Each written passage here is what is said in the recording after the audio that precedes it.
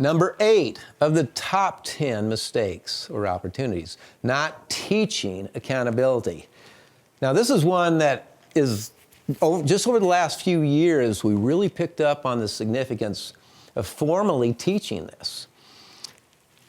And with this move, let me just say this. This is where you can turn a sick culture into a healthy culture. A culture where that's full of blame and a high bitch factor of people complaining or whatever, where suddenly people start to awaken to the fact that they are accountable for their lives. They are accountable for their experience of life. And suddenly people start to mature. And you find yourself, by teaching this, working with rooms full of mature people rather than children that are going to blame that service failure or whatever because the dog ate my homework, or I couldn't do this great visit because this person did. No, we're going to own our lives. So accountability is owning one's life without blaming others or circumstances. That's a big pill in this culture. But I'll tell this, when a person realizes this and realizes that all serious growth or transformation or all spiritual paths go through the path of accountability, that's transformational. And it's probably the most important thing of this entire broadcast, if you really want to get serious. When we can take that mirror and say, here am I, here's where I'm at, and I'm doing the best job I know. So we want to get ourselves, or yourselves, and your people beyond this idea of victimhood, blame, and excuse. Because victimhood and blame are not very empowering. As long as you can blame others, you're not going to get much advancement. But the question is, what can I do about my situation? Okay, and in teaching that, how do you do that? Well, I would create a standardized definition of accountability. You know, you can rip this one off, you know, the one that I use. Accountability is owning one's life without blaming others and circumstances. So get a standardized one for the organization. Next, you start to hire for it. I do this with a video. You know, after they teach something, because that's the primary skill set we're looking for at a hospice, is the ability to teach others to do the care in our absence. Then we say, hey, we'd like to make one more video. Tell us about accountability. And you start to find out whether you're dealing with a child or a mature person. What would we do if we said, hey, your documentation is not to standard or whatever? And what you find is these people tend to want to grow spiritually, exactly what we want.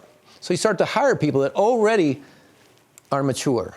And then you cultivate accountability with the 3 questions. What are the 3 questions you start out every IDT with? What are you? A feeling. Question 2, what do you see yourself as? A teacher, guiding people through an experience we are most familiar with, because hospice was never designed where we do the care. We have to empower people to do the care in our absence, so teaching.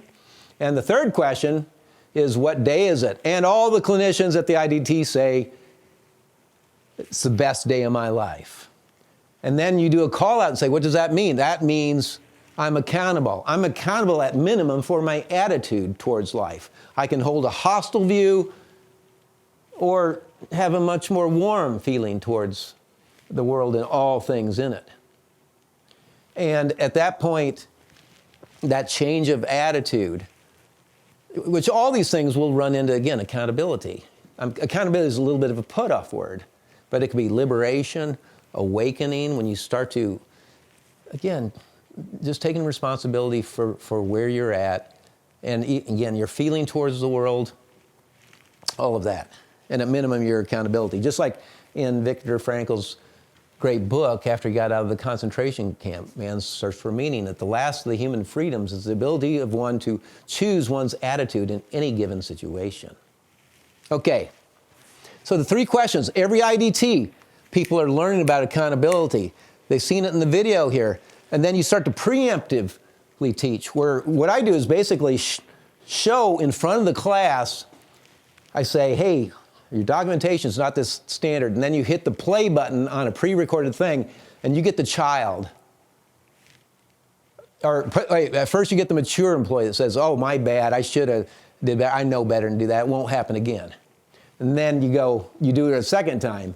Your documentation is not the too standard. The next one is the child. Well, I don't think that's fair. And then the third one is just the absolute brat that says, well, screw this place. So you preemptively show people what the child and contrast that with the mature, and you will do a great service to your organization right up front. Because people go, oh, I don't want to be the child. Frankly, a lot of people just have never seen it before because that's what they've been taught in other health systems and hospitals and whatever. And then you'd have different special programs of people of high calibration teachers who deeply understand the value of accountability.